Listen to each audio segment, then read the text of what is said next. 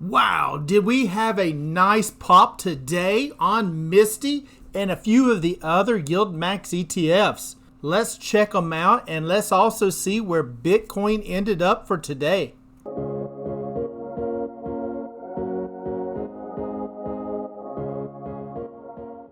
Hello my friends, this is Legend. So today was a nice green day, and it was one that we have been looking for a while now. We kind of needed a little bit of a positive move, and man did we get one, because a lot of the stocks in the market was up. And I will also give an update on that SPY day trade that I had talked about the other day as well.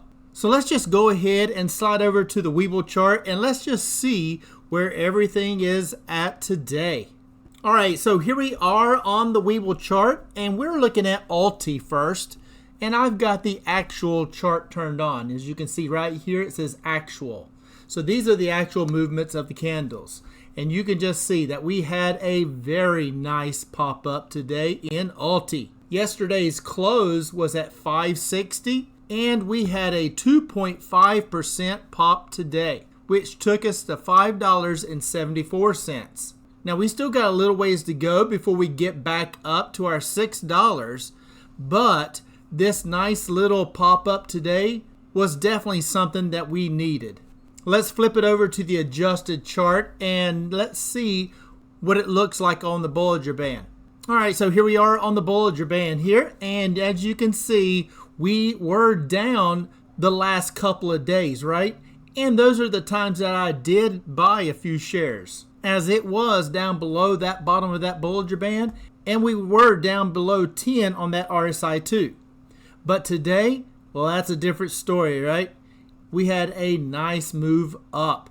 So we almost moved right back up to the midpoint of that Bollinger Band. You can see that the momentum on the negative side did decrease. We've got the MACD here actually somewhat flattened out on that MACD. And the RSI 14 is turned up. So some good moves on ULTY for the day. I did not buy any because it was a nice big green day. I like to buy on the red days. So let's check out my fave, and that is MSTY. Here we are on MSTY, and you can see it too had a nice little move up. Yesterday's close was at 1669, and we closed today at 1755. A very nice move. That's over 5% move on the day. So it went up 86 cents. Love it. That is what I wanted to see, right? What a nice move. Now let's flip it over to the adjusted chart and let's see where it sits in the Bollinger Band and the RSI. All right, so we are now looking at this adjusted chart from MSTY right here, adjusted. And we are, as we figured, above the bottom and sitting somewhere in the midpoint of that bottom half, right? Now we had that nice green candle. The momentum bars did decrease on that negative side, right? We've got that MACD is somewhat trying to close up a little bit here. The RSI 2 moved up right along with the RSI 14. That was definitely something that we needed to see.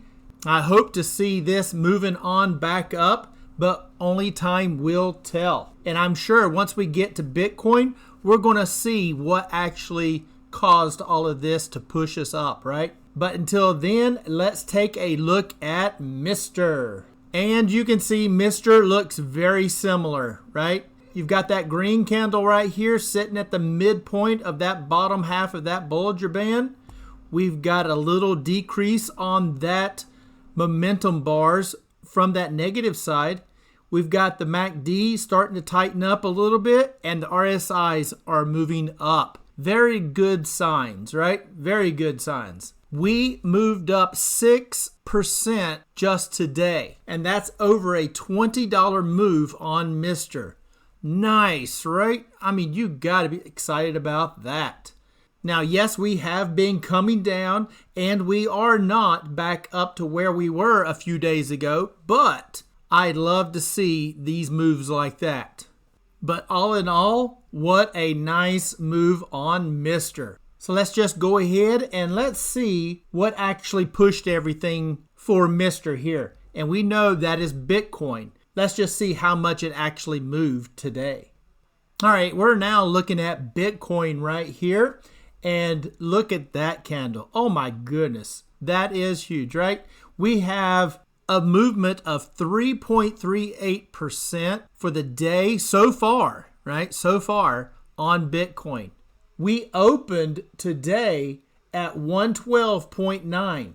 It went as low as 111.6 and it got as high as 117.4, and we are currently at 116.7. So we made a very nice comeback on Bitcoin. That's a great move, and we were sitting around that 111 down here like we had, right? It's kind of where we were looking at for that next support at the bottom of this red candle, and that is setting at about 111.9, and it looks like we got as low as 111.6, so very close to that, and then it just took off, right? And now we're sitting at 116.6. You can see that the momentum bars here are decreasing from that negative side. That's great to see. And that RSI is turned up. Love it. Now we do have this 117.7 line right here.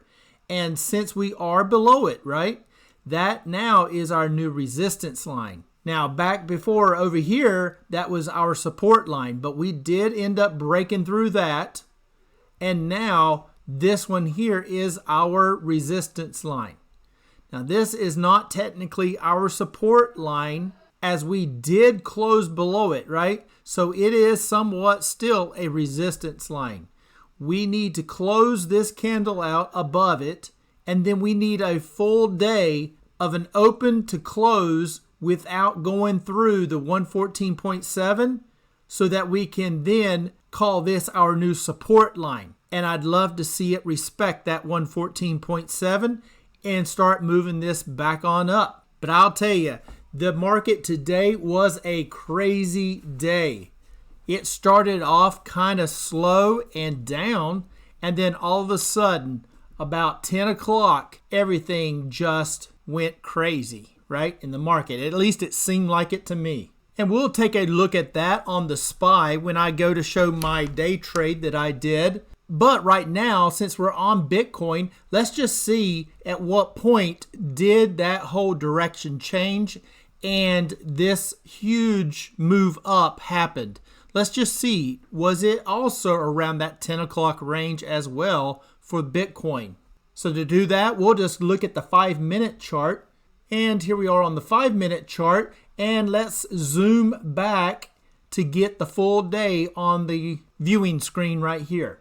All right, so this is just about the full day right here from late last night to current candle right here. And you can see there was a huge jump up right here, right? Look at that. Oh my goodness, that's crazy. And let's just see what time that was. And we can do that by, we'll just zoom in right here. There it is. Look at that candle. And what time? 10 o'clock, right? That candle ended at 10:05. As you can see down here's the time, right? And if I hover over that candle, you can see it says 10:05. And that's when it ended. So at 10 o'clock, it took off, right? Because right here, this candle ended at 10, but as soon as this one opened, it took off. And it just moved up from 10 o'clock all the way up to 10:05. It moved from a low of 112.4 up to a high of 114.3 just in that 5 minutes. That is a crazy candle, right? But love to see it and was glad to see that. But soon as that 10 o'clock hit, boy, I tell you, everything just started going crazy. So now let's slide over to the SPY where I had that 100 shares that I owned and I was looking to sell a call on SPY. All right, so here we are on SPY, okay, and this is off of the S&P 500.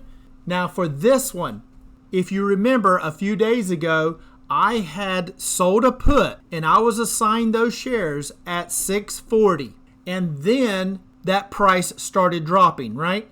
And it ended up dropping, and it closed at 638, and this day it closed at 635, right? So on a down day, I don't necessarily want to try to sell a call. I like to sell a call on an up day, right? On a green day. And we just have been having some red days, and I was just being patient and going to wait, right? Now, during this time, I did end up selling another put, and I did that one, I believe, at 632, and it had an expiration date of August the 20th. Of this date right here, right? There's the August 20th candle right here. Now, of course, that had me two puts out there. One of them, of course, I was already assigned, right? So I had the 100 shares, and then I opened this new put, and that did, of course, put me at risk of having to purchase another 100 shares. Now, for my portfolio, that was getting a bit tight, because owning 200 shares at around $640 or so is a lot of money to have tied up, right? Because it is my IRA account, right? So I'm not too worried about it, but it does keep me from being able to get in and out of other positions and plays as well, because it is a cash account since it's an IRA account, and that money does get held. Therefore, I cannot use it. But that 632 ended up expiring worthless, so that ended, and I still had my 100 shares at 640.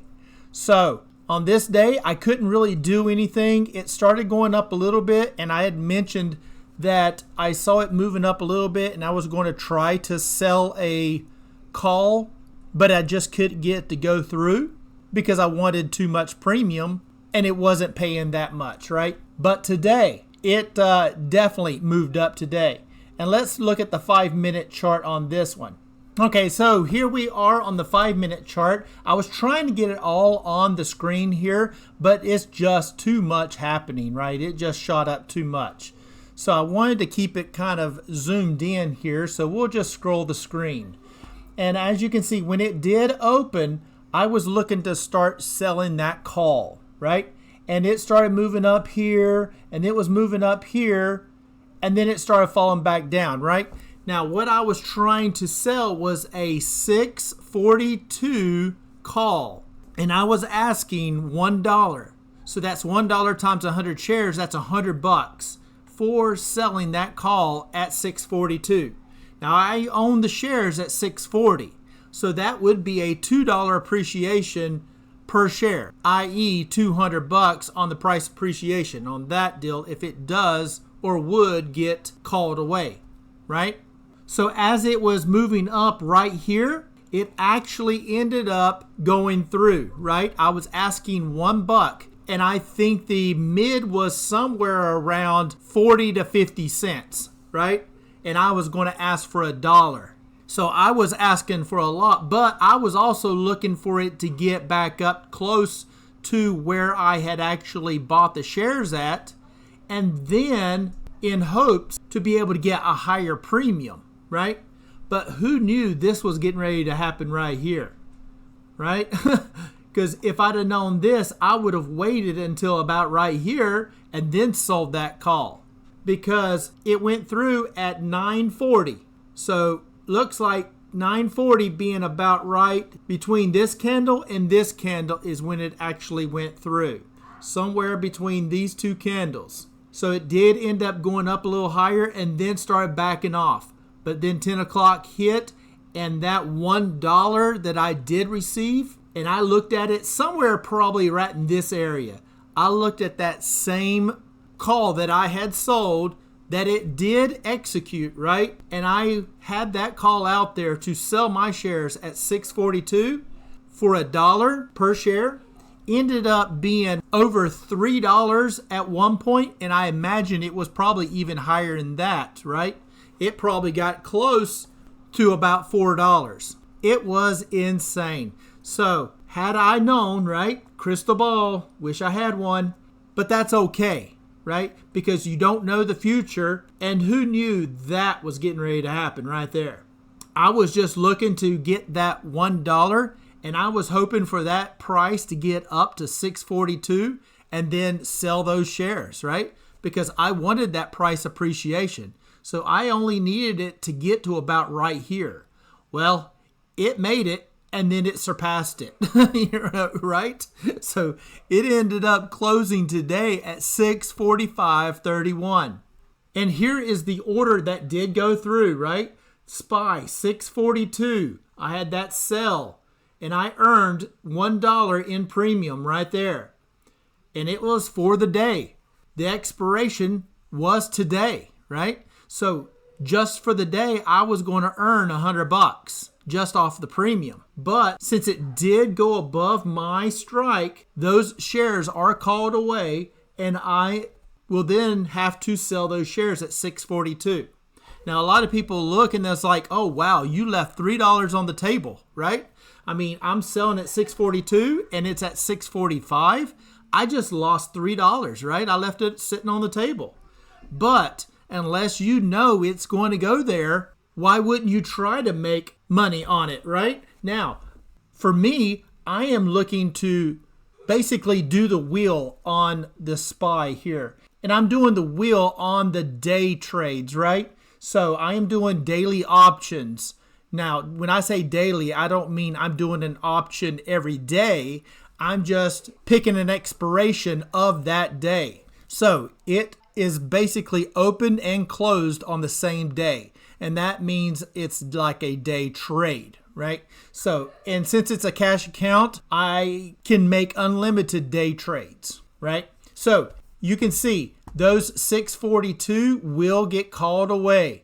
So I will be selling those shares, or am forced to sell those shares at 642, even though the price is 645. And that's how it works when you're selling options. You are tying yourself to a certain strike, even though the price may be further away, and you could have money still sitting on the table. You do get some price appreciation, but your price appreciation that you would earn is capped. And that is just like it is with the YieldMax funds. It's the same way. When I sell my call at 642, even though it went to 645, my shares are still taken away at 642. The only difference is, of course, is Misty does not actually own the shares, right? So they cannot let it go to expiration, and they would have to buy to close. So in this case here, trying to close a 645 at a 642 call would cost you some money there, right? And if you go to the options chain here, we can see right here is that 642, right? This is the 642 that I had, and the call is on this side. So 642, right here is your bid and ask.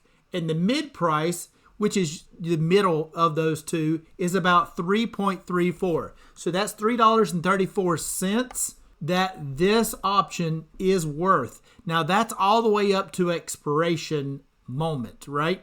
This was all the way up to close. Now YieldMax would not ride it out that far, right? And they're not doing daily trades on Misty or anything like that. But this is just to show you that I only earned $1. So when I got into this 642 call, this here was not $3.34. It was $1, right? So that's what I earned. I earned that dollar. But when I did that, the price of SPY was way back here at about 638 or so, right? So I was looking for it to move all the way to 642. And honestly didn't think it was going to get there, because I also was looking to possibly roll it back after this one went through, to roll it back to 641 and pick up another $50 or so as I thought, well, I'll give up the $100 to make a guaranteed $50 in the premium if it will sell at $6.41. But before I could actually do that, that's when the 10 o'clock craziness happened, and it just went off the charts, right? And I'm kind of glad that I didn't do that, because I would then be selling my shares at that $6.41. So all in all, I'm kind of glad I did not roll it back and that it took off before I could do it, right? So instead, I was able to make $2 price appreciation instead of just the $1 and then plus the premium, right? But wow, what a move on SPY. And what a move just overall in the market. But sometimes just news can all of a sudden cause this kind of spike, right? So come Monday, I will no longer have any shares of SPY because those shares got called away at that 642. So come Monday, I'll be starting back over to see if I can sell a put on SPY. I will hope for a red day so I can sell that put and get good premium, but we shall see. So anyway, I was kind of excited that this did happen. This did go through. I made some good money. I ended up making just on this SPY put and calls that I did of around $430 in just a matter of a few days, right? So not bad for a week. But anyway, I think I'm going to wrap it up right there. If you don't mind, hit that subscribe button, smash the like button. It'd be much appreciated. And as always, I am not a financial advisor. None of this is financial advice. Please do your own due diligence and your own reviews and research before you get into any stock plays. And until next time, legend out.